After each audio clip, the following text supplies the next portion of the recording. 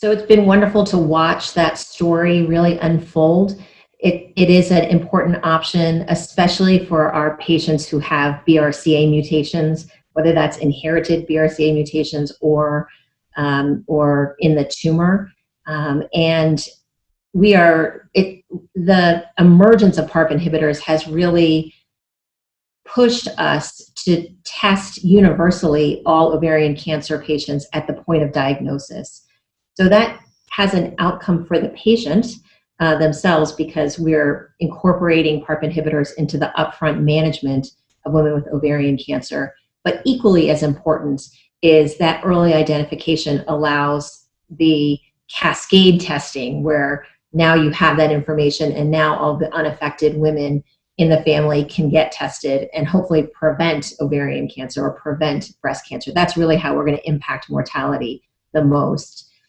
In terms of PARP inhibitors, there's a study now that shows that survival is improved in women who have BRCA mutations and use the PARP inhibitor in the maintenance setting for recurrent disease. So that's one of the first studies that have shown a survival benefit, which is really what we're after.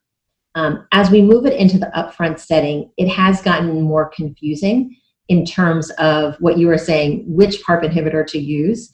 Do we combine it with something else? And in which patients do we use it for?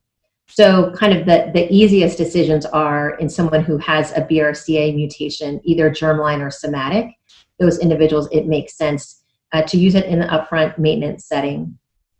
In women who have a score called HRD, a high HRD score, in those women, it probably makes sense to as well use it in the upfront setting. It becomes more confusing when you ask in someone who's not HRD positive, is there benefit to that? And also, I think in combination now with Avastin in the maintenance setting, is that something that we should do?